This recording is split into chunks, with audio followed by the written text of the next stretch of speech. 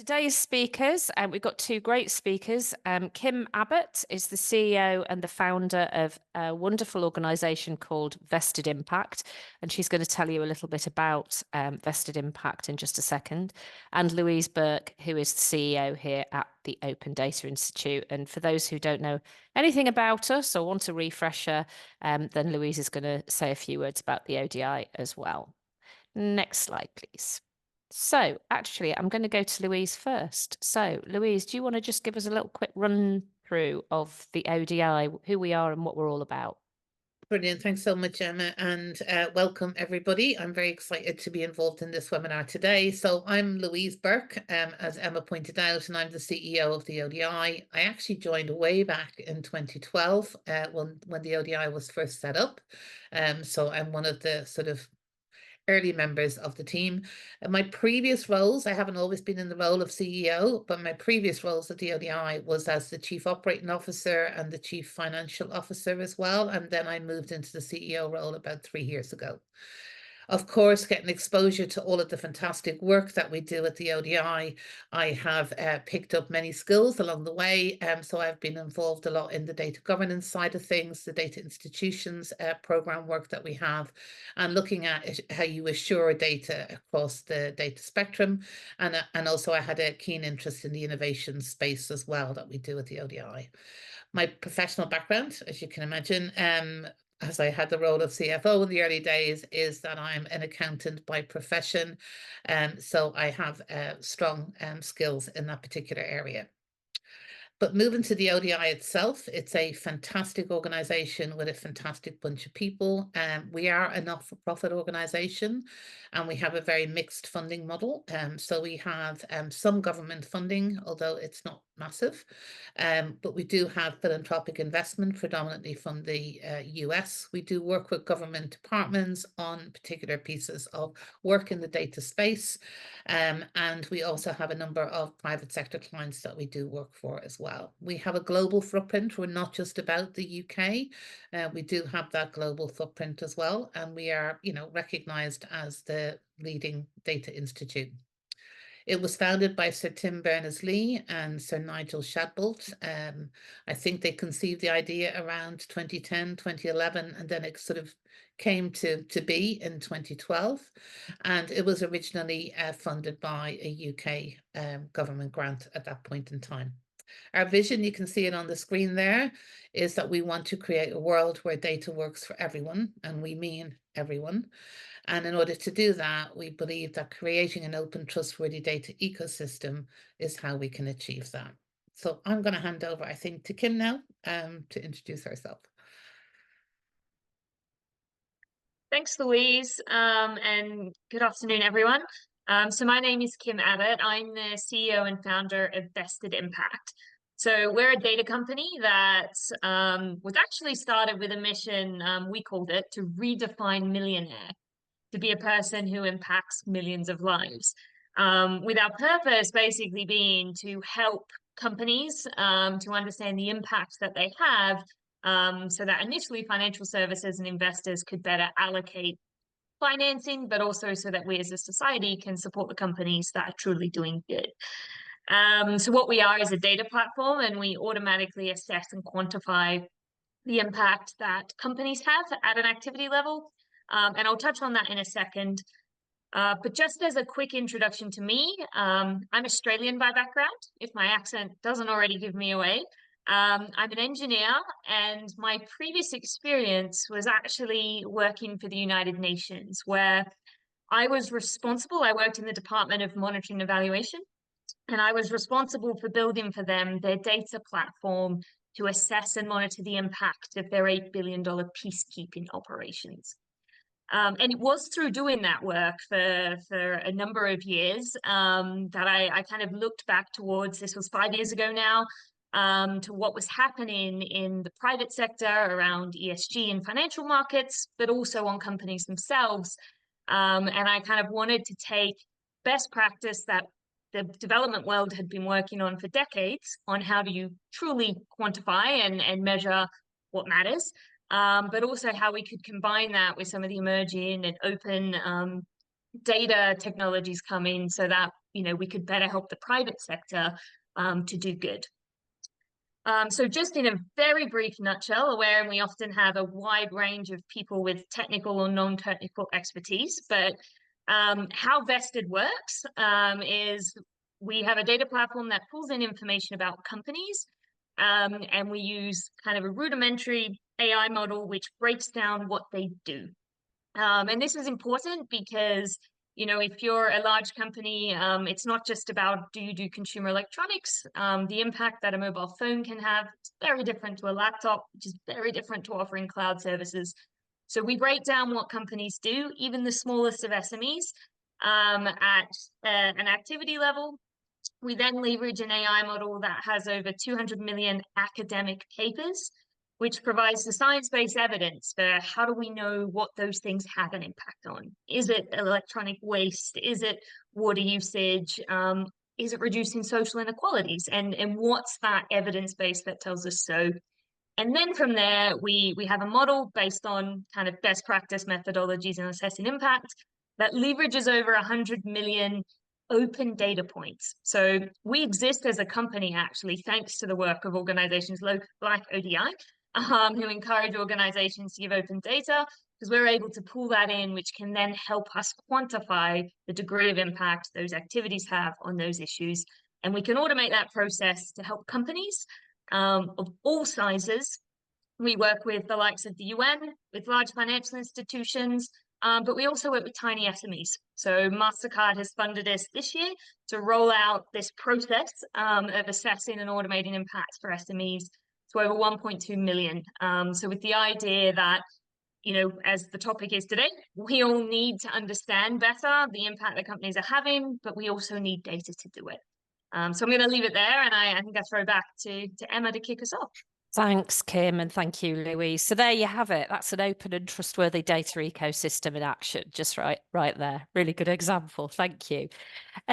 So to Kim's point, we know that we've probably got a whole range of roles represented in the people that are attending today at different points in your careers. So we're not assuming any knowledge. So I'm going to start off, I'm going to break the first rule of hosting now, and I'm going to ask 3 questions in one. So, and I'm going to come to each of you in turn. So the first one is really basic, but maybe not for some people on the call. What is ESG? Number 1. Why does it matter? And what is ESG data? Because we're here to talk obviously broadly about ESG today, but more specifically about ESG data. So what is ESG? Why does it matter? And what is ESG data? And I'm actually going to come to you first, Kim. I knew I'd get this first. Sorry. Because actually, arguably, there's one of the hardest questions that I think most people on this call would understand is the challenge of defining what even is ESG. Because we hear ESG, you hear sustainability, you hear impact, you hear all these different terminologies.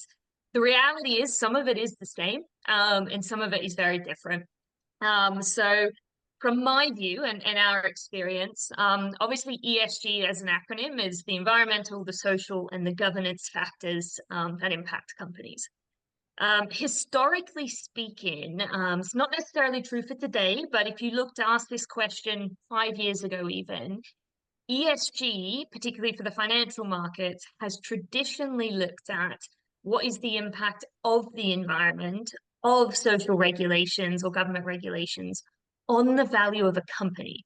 And that's really key to note, because when you often look at the banking sector and they might have an ESG fund, what that has actually always been built to do is to say what companies are least at risk of their value of their company being impacted by the environment, not necessarily what is the impact those companies have outwardly on the environment. So that second part falls more into what we then call the kind of sustainability and impact space. But increasingly, it's basically being encompassed in what we just term ESG. There is the term double materiality, which means look inside. So look at what is important to your businesses succeeding and not being at risk. But the other double side is to look outwardly at what that does, which is what we tend to focus on more at Vested Impact. So why does it matter? I think very quickly, I think there's a business imperative for it. 92% of large buying organizations, the large companies, will require SMEs in their supply chain from this year to start disclosing more ESG. So, it's a basics of you can't do business now or do it well without knowing this stuff. And then I think there's a regulatory reason for why it matters, which we can touch on. And then I think the third one is quite simply, I think there's a moral imperative that we know we can't just do business. We need to consider the impact it has on society around us. So I think that's the other reason there's such a consumer swell around it. And very quickly on data, I think, what is ESG data? This might be a good lead in actually for Emma, for Louise and the ODI, because I often feel like we conflate the word data with information.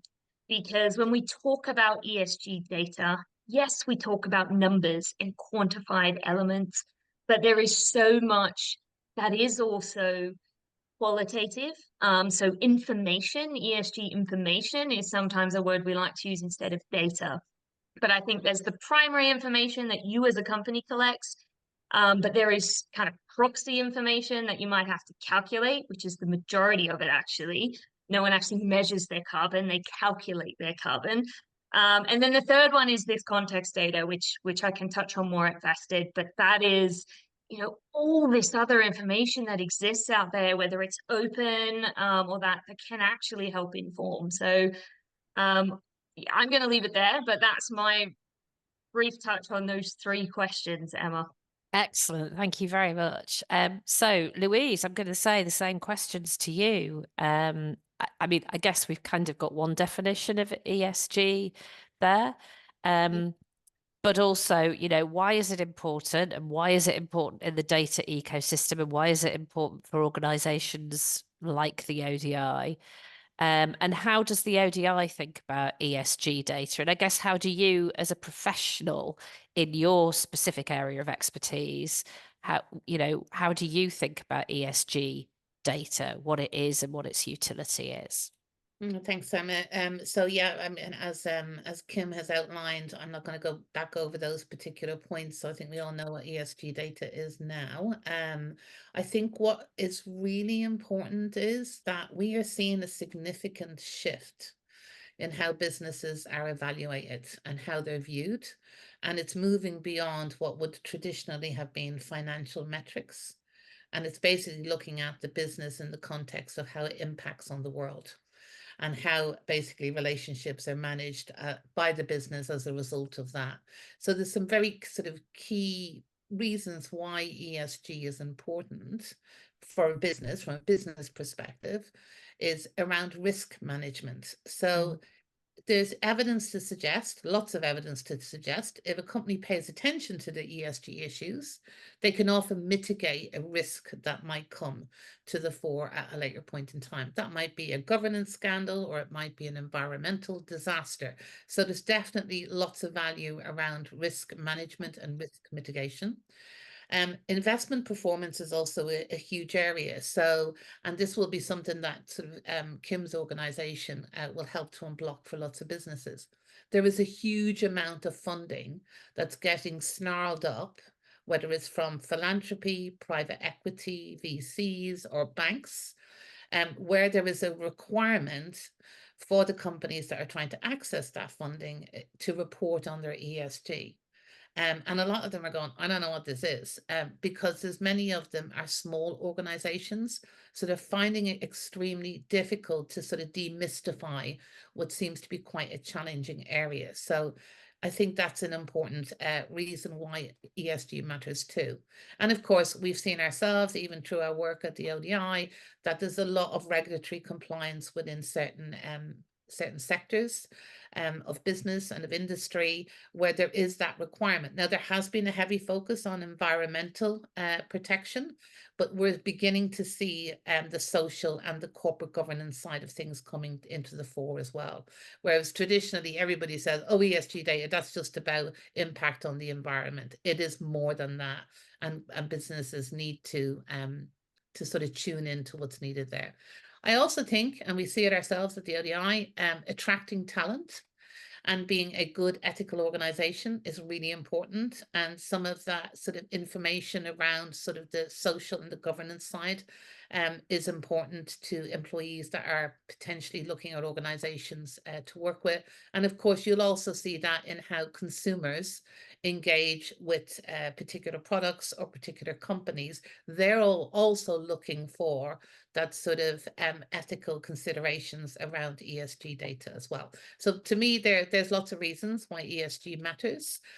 From a data perspective, the data, so people can, I think I said to Kim last week, imperfections in data shouldn't stop us from trying to progress, okay? So I think it's really important for us to start small and scale big. Now I'm talking about SMEs where they don't necessarily have the infrastructure or the knowledge in order to demonstrate best practice rather than complying with a regulation. So there is lots of tools out there that are free and open source software that allows us to look at environmental data, the same with social and the same with governance data as well. And I think that the sort of quality of the data and the standardization of the reporting in lots of ways is kind of holding back organizations from being able to kind of step forward and see what is actually possible. If companies look inside their organizations, there's an awful lot of this data already exists. And it's a matter of thinking about how do you sort of focus in on what's important to your organization. What is the material thing that you do that talks to ESG? And how do you actually start to build up the sort of the data that informs that particular aspect of your organization? So, you know, don't try to sort of build a mountain, actually sort of start small and gradually get better. Because remember, there isn't heavy SME regulation at all at the moment. It's all about listed companies and it's all about large organizations or where there's a regulatory requirement in place. So there is challenges. There's challenges with the consistency in data collection, with the education piece within SMEs, with the lack of standardization and reporting. And I think we're going to talk a little bit about that later on. There's so many different initiatives out there around standardization. And of course, then trying to sort of make sense of all of that can be quite challenging. And then, of course, there's the availability of the data. But as Kim has just said, there's a whole host of open data out there that's enabling vested impact to exist as an organization. So I'm going to kind of stop there, Emma. Excellent. Thank you very much. I mean, I think one of the things that really struck me about both of your answers actually was this sort of difference between what organizations need to do and what they have to do. So, you know, the sort of things that I think the word that you used was kind of the moral imperative, Kim, in your answer. So the things that organizations probably should be doing, but there's no regulatory instrument that enforces that upon them. However, that doesn't mean that regulation won't come at some point. And to Louise's point, Louise, you said that the imperfections, either in the systems or the data, shouldn't stop organizations from collecting the data, publishing the data, getting used to handling these kinds of measures. I wonder what, just as kind of from a practical point of view, what are the regulations at the moment? What are companies compelled to do? And then on the flip side of that, and which companies are affected by that? And then on the flip side of that, what would be for an SME particularly, what would be a really practical, good place to start? Because obviously money is always an issue, isn't it, with SMEs? And this activity is not free. It costs time and money to implement. So you know, where do SMEs start with this stuff? Yeah. So first of all, what are the regulatory requirements? I guess they vary around the world, but you know, as we're here in the UK and in Europe, maybe focus on that. But then, you know, for SMEs who don't necessarily have a regulatory instrument that compels them to do this, where do they start? Oh, do you want me to kick off on that one, Emma? I did mention Kim, but I'm very happy for you to do so. Yeah, no, it's fine. Let's not scrap. I know, no one ever jumps to talk about regulation, but look, I think Louise did nail it at the moment that all of the regulation depends on your size mostly at the moment, which means you know, SMEs are largely out of scope. However, what we see is because it's the stat I mentioned earlier about the 92% of large buying organizations. Big companies are in scope, and I'll touch on what that means for them at the moment. But what we're seeing is that means that these requirements flow down. So as an SME or a small business, you absolutely are not required to necessarily report to the regulator, but you absolutely may be asked to report to your vendors and others who are required to report up. So I think probably the three key regulations that I think matter the most and has probably created the most noise in the last kind of year or so. Firstly, for financial services is the SFDR, which is the Sustainable Finance Reporting Directive. And that one is if you are invested in. So if you have a VC or a fund or someone that's branded themselves impact and has invested in you, they have to report that the assets that they're investing in, the impact that they had, and a number of metrics, which is why they may then ask that information of you. The second one is the EU CSRD, which is it's my favorite, but it's the Corporate Sustainability Reporting Directive, and it is probably seen as the leading one in the world because it asks companies to do what Louise was talking about, to go beyond looking at what is their financially material to their company. And they specifically have to do impact materiality, which is look at everything they do, what is the impact it has. But the key thing about this, and I think when we talk about the regulation, it's not about collecting the data point on every single thing. A company gets to decide then what they think is important. They don't have to have solved it all. They just need to have a plan in place so that they're aware of it and what they're going to do about it. It's pure risk management more so than it probably is counting and recording. And then the third one, which was literally just approved by the EU Parliament last week, which is the CSDDD, which basically requires those big companies to own the impact of their supply chains, which is where all you guys may fit. So in terms of, you know, what that then means for good practice, I think the main number one rule to know with anything ESG, which comes with the whole term greenwashing, is whatever you claim, have some evidence to support that claim. Evidence does not have to be, like we say, you might claim that your product is green, and the Advertising Standards Association in the UK says actually you can't use any of those terms now unless you do have science-based evidence. But that doesn't mean that you as an SME have had to commission a study or do a life cycle analysis. It can just mean have some nice solid references, which is what we do at Vested, right? That's why we pull in, when we say something has an impact on here, we've got a list of reference from these academic papers, which is enough. So always know how to support your claim. I think to Louise's point, which Louise might touch on more, is understand and be selective about what is most material or most important to your company. When we automatically do an impact materiality assessment on an SME, they get quite an extensive list because we'll be like, yeah, you know, obviously you have energy emissions, you have this, you have a product that might be exclusionary in its pricing or something. They get a massive list, but you can then choose, even by the words of the regulation, you can then choose what is most important and just focus on those. You don't have to boil the ocean. You can pick what is most important to your company, but also what is reasonable for you to be able to then either monitor or account against. And the last thing I'll say before I'll pass over to Louise is the biggest thing we see is be honest about your ESG reporting and journey. because, as I mentioned, the regulation doesn't actually require you to be perfect. It doesn't say you have to have no negative impacts.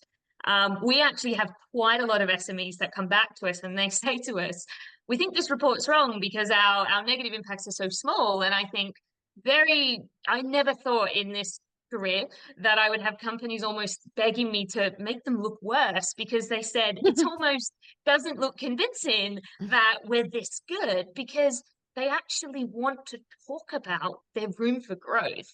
And I think that's actually such a lovely thing to see, but I think it's quite powerful when, as a company, you only talk about here's all the good things we've done. That is where you disenfranchise consumers because they're not silly. But also where we've done some work with the FCA, and one of the biggest pieces of greenwashing they're looking at is greenwashing by omission, which is just not saying anything. So I would highly advocate to make sure you're honest and talk about where you've got work to do. Because all you need to do then is say, we've looked at it, because of this stuff, we understand we have an impact here. This is what we plan to do about it, or we're simply aware of it. And this is how we're going to handle the risk. So I'll throw over to Louise though, because I think there's some extra points there that she can pick up on. Doing my job for me, Kim. Over Thank to you, Louise. Thank you, Emma. Yeah, I mean, it's lots of regulation that Kim touched on there, and some other bits and pieces, I guess, to add to that. There is the non-financial reporting directive for large public interest entities. So there's reporting requirements there around ESG. The Companies Act is asking for strategic ESG disclosure as well. So that's the UK Companies Act. So one to have a look at. Again, very much focused towards those large entities. And of course, as Kim mentioned, around sort of financial institutions, where there's funds held, etc. There's regulation around pensions that are very specific to pension funds and ESG data. So there's a whole raft of stuff out there, and it's almost like you need to sort of identify where do you fall into some of those regulation and rules. There's also what's called the International Sustainability Standards Board. Now, for those accountants out there, because this is the accountant in me coming out, we have what's called the International Accounting Standards Board, and we have the International Audit Standards Board as well, where they set the regulations for accounting and audit rules. We now have the International Sustainability Standards Board, and guess what? That is sitting alongside the Accounting and the Audit Standards Board. So anybody who's on the call that might be an accountant to have responsibility for financial reporting within their organizations, you need to recognize that this Sustainable Standards Board is very firmly putting the data requirements and the reporting requirements around ESG into the remit of the accountant. So they see it as an evolution of the role, just a different set. A lot of the skills are the same. It's just a different set of data that you're looking at in order to sort of meet those requirements. Yeah, we've recognized on the call today that there's less rigor around SMEs, but I think there's kind of doing the minimum, and then there's the best practice. So if you're not in a regulatory area where you have to report, you should be aiming for best practice, not just doing the bare minimum and producing something that's quite static. SMEs are advised at the moment to voluntarily engage in ESG reporting. Okay, so it's not that anybody's saying, yeah, SMEs, you don't need to worry about it. They are asked to voluntarily engage. Now that means not doing the bare minimum. That means trying to sort of reach best practice and incorporating ESG proactively within the operations of their organization. So as regards keeping costs down, I think that was something that Emma mentioned. I've already touched on it before, and Kim has also mentioned it as well. Start with what's a materiality assessment. What matters for your business? And focus in on that, because that's where you're going to get the greatest value from the ESG. And we've talked about the value of ESG reporting. There is so many free and open source tools out there that can be used. So there's something like the Global Reporting Initiative Standard that's openly available and freely available for people to use on their ESG sort of reporting aspects. So have a look and see what's out there. And and actually start to integrate the reporting in a standardized way within what you do already. So lots of business will do monthly reporting from a financial perspective. You can start to look to broaden that a bit to start to include some of this ESG reporting as well. And you'll be surprised at how much ESG data you actually have within your business. So you can start small and sort of build from there. I also think it is an area that needs to be led from the top. So I think the executive directors of the organization should actually be leading from the top and sort of educating the team within their organizations about the importance of ESG.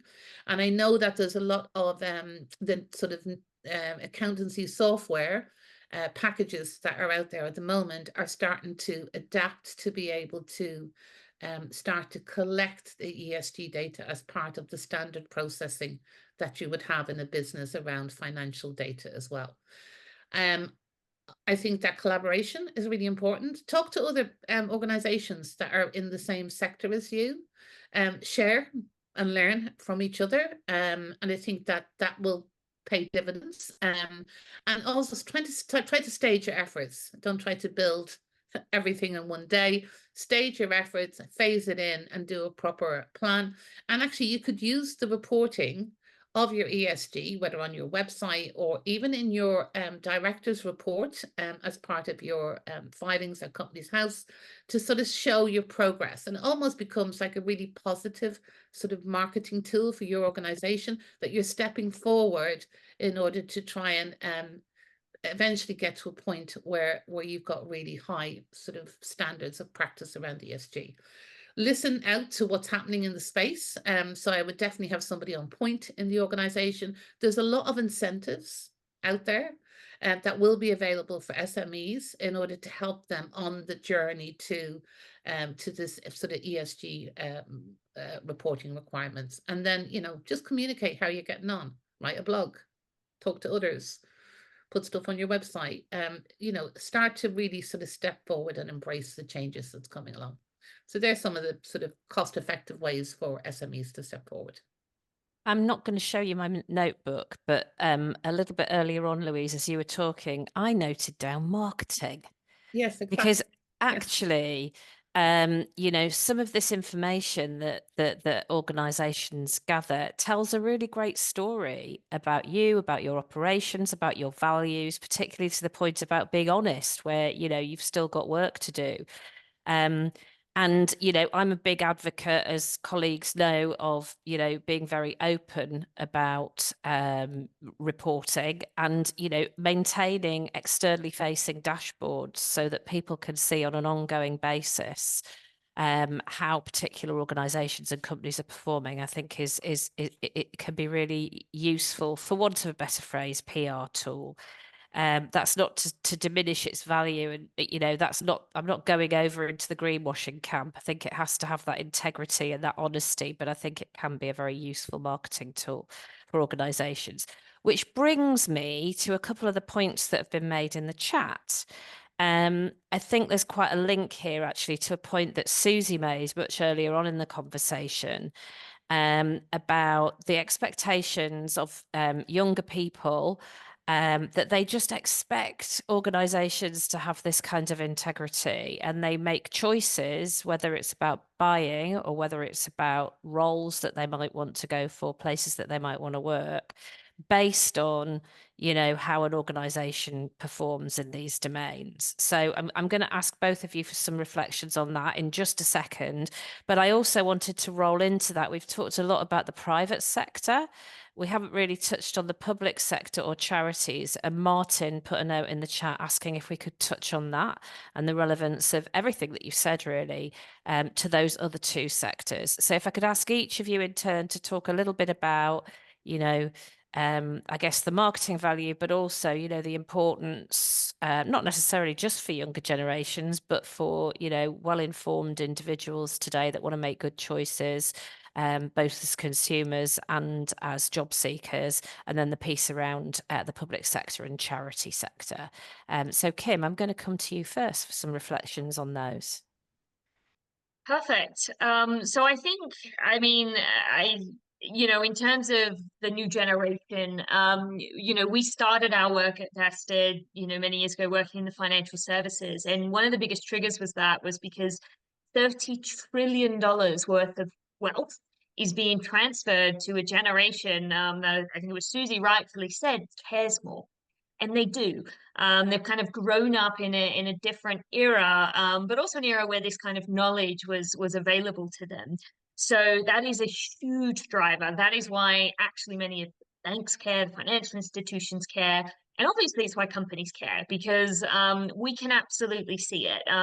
In our system, you know, we have 25,000 public listed companies, we have over 1 million SMEs, and that information at the moment is only available to the companies themselves, you know, or investors. But the amount of consumers and everyday people that ask us because they want to make choices based on impact is really quite fantastic to see. But obviously, it puts a huge imperative on businesses that this is exactly what you're being judged about.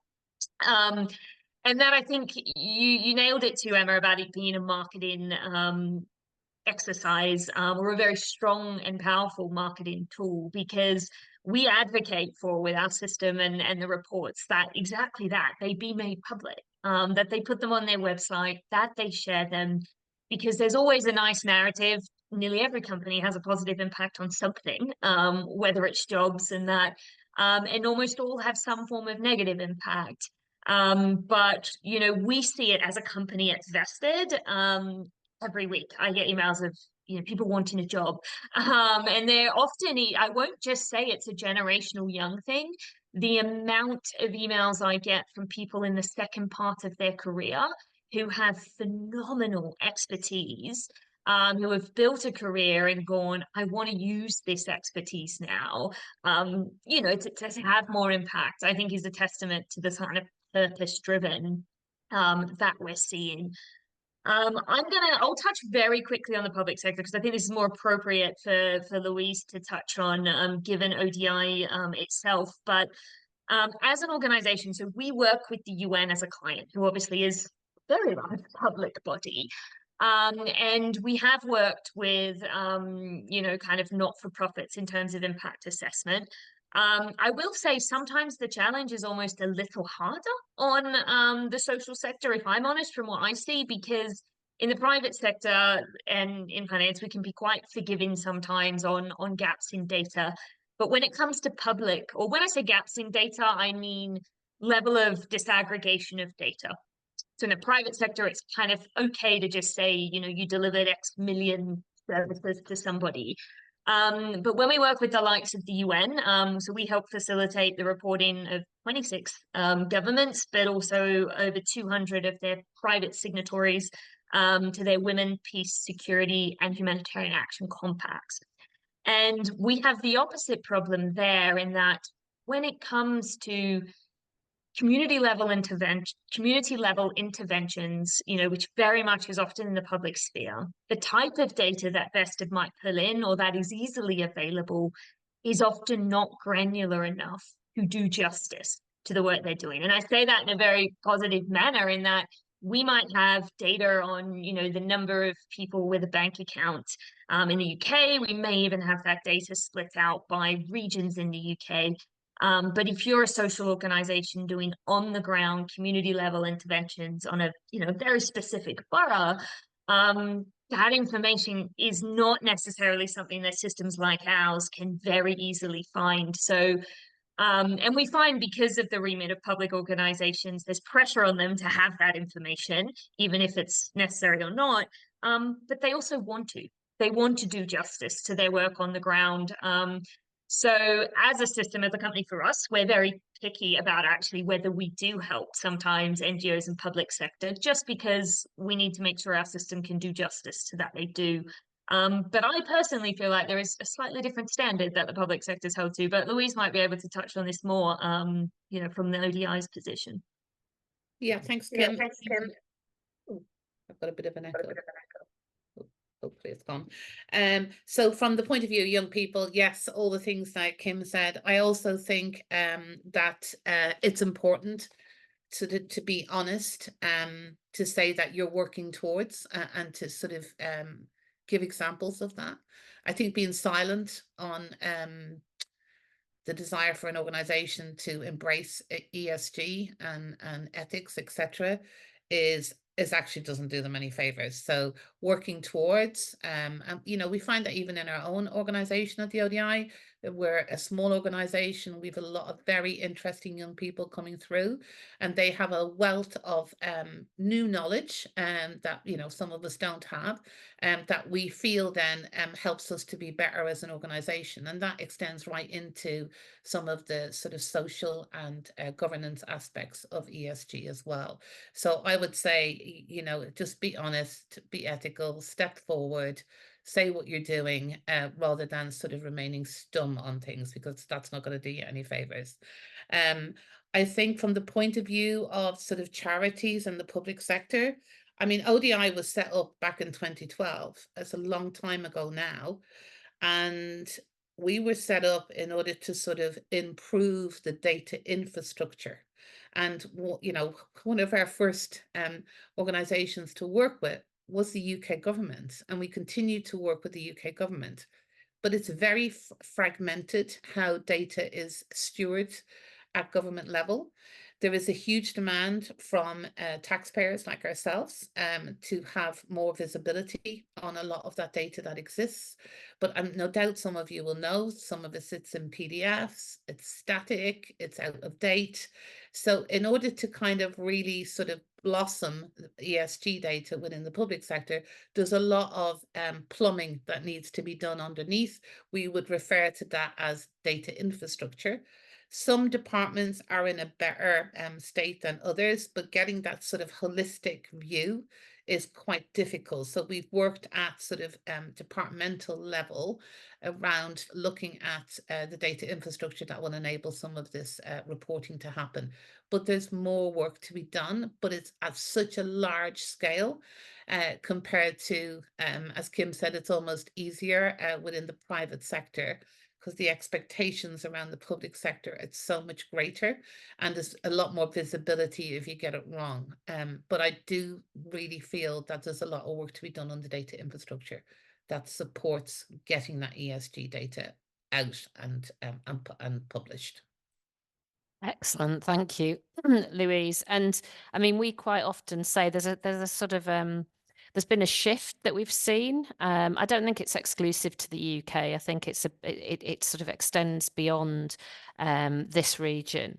But there's been a shift in terms of the public sector, you know, putting all of its attention on new technologies, on AI, and to a certain extent overlooking or ignoring what we describe, or our founder describes, as the feedstock of AI, which is the data. And you know, I'm absolutely sort of unapologetic about giving a plug. We're just about to launch our manifesto asks here in the UK, because we know that we're going to have a general election before too long. And one of the things that we're very specifically asking of the parties is that they redouble their efforts to consider the importance of that data infrastructure, investing in that data infrastructure, because we feel that, you know, not only is that essential to enabling people to understand how well the government is doing, particularly in terms of things like ESG, but also in providing good, strong, robust, high quality data to feed these new AI systems being deployed in the public sector and beyond. So we're launching that on Thursday.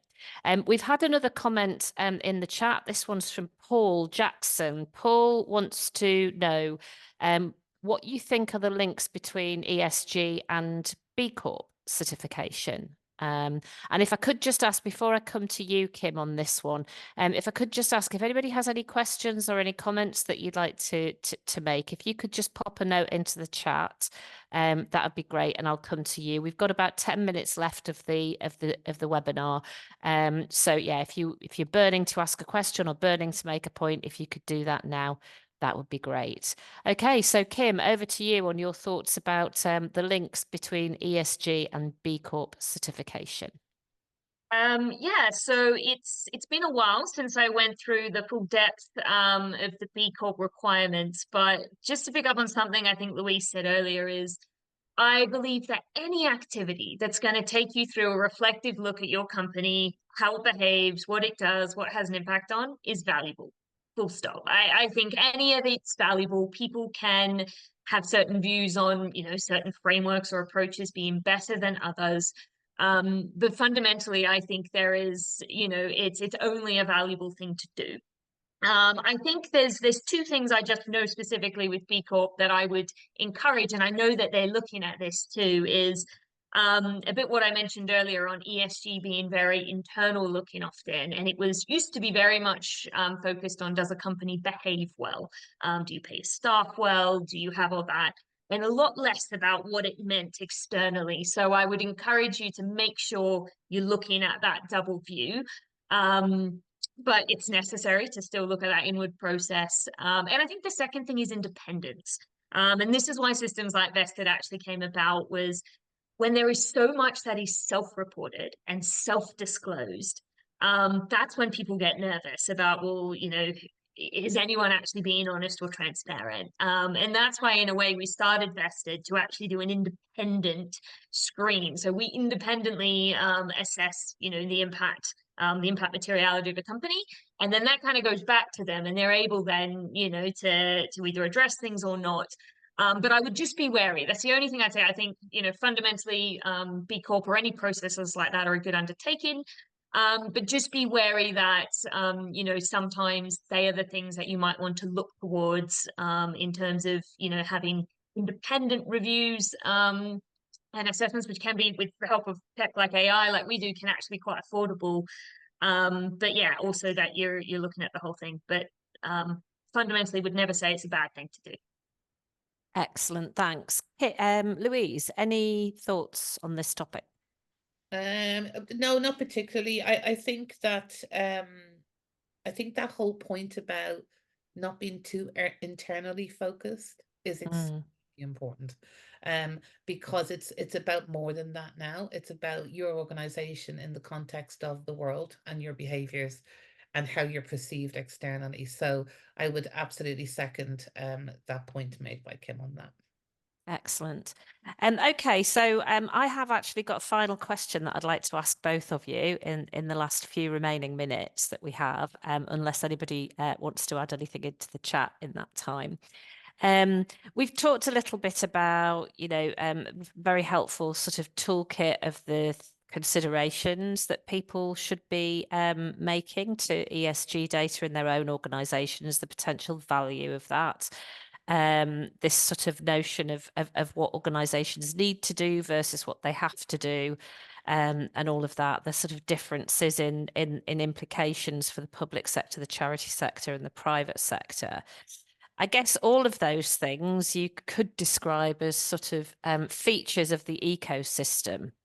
But if I was to put the two of you on the spot and ask you to choose maybe one or two things that you want to see happen fairly soon in the ESG data ecosystem to make it work better, what would those one or two things be? I'll let you have three if you really want three, but yeah, one or two things that you think are absolutely essential, gold dust. Kim. All right. I think the first for me, and it's a big one for me, is we need to make sure the sector and everybody is moving beyond just emissions. The climate is important, but it's linked to so many things. The ocean's the world's largest carbon sink. So if we're not looking at pollution there, we're missing it. So the first thing I would say I want the ecosystem to do is look beyond carbon and look more outwardly as well, particularly at the social. The S is the missing middle in ESG, we say. The second thing, we can't let, I think it was Churchill that said this, but we can't let the pursuit of perfection stop progress. So many people just have analysis paralysis. They do not start because they can't find data, they don't have right data, or they don't know what to do. Doing something is better than nothing, is I think something the ecosystem also has to get comfortable with. Your suppliers, the people you report to, the public, has to get comfortable with the fact that, something is better than nothing. And I think that third one, that leads into the third thing I would like to see. I know this call is probably largely SMEs, But if there are large institutions on the call, I think more has to be done to support SMEs in this journey. SMEs make up over 300 million companies worldwide. So we can't achieve any of our sustainability or social labor goals, forced labor, without them. But simply flowing down your requirements is not reasonable or fair on them either. So I think the role that large institutions can and should play, they need help with that. Systems like ours, of course, is where we look to help them. But I would advocate for them thinking more about how they support their SMEs in their supply chains and as their vendors. Emma, I think you're muted. Oh. Gosh, that's a rarity for me. Louise, over to you. Your 1, 2, or 3 things. Okay, so definitely for me, I would like to see standardization of the very disjointed amount of reporting frameworks that's out there. So looking at global standards and sector-specific guidelines. So I think that's needed because there's a lot of confusion because of fragmentation at the moment. Of course, I'm going to say improve data quality and accessibility. So I do think that we need those verifiable data sources, encouraging the use of standards and assurance across the data in order to ensure the accuracy and reliability of ESG reports. And then I would also say that SMEs particularly should look to integrate ESG into their corporate strategies as part of the organization that they actually are. I could go on, but I'll take those as my 3. Lovely, thank you. Now, we've had a point from Carla. We haven't got time to get Kim to answer it, unfortunately, but Carla, we've noted it, and we'll take it into a separate conversation offline if that's okay. Thank you, Kim. Thanks for responding to that. So that just about wraps it up for today. Thank you to everyone for attending. Thank you particularly to Kim and to Louise for being our speakers today and making it such a lively and informative discussion. If I could just encourage everyone on the call, please sign up to the Week in Data, our newsletter, join the ODI as a member. We are nothing without our network, our community. And continue to attend our events and webinars. And when we publish the this webinar online, if you could please share it and support it, we'd really appreciate it. And with that, I'll let you all get back to your desks. Thank you very much indeed. Thanks all. Thanks, Thank Emma. you.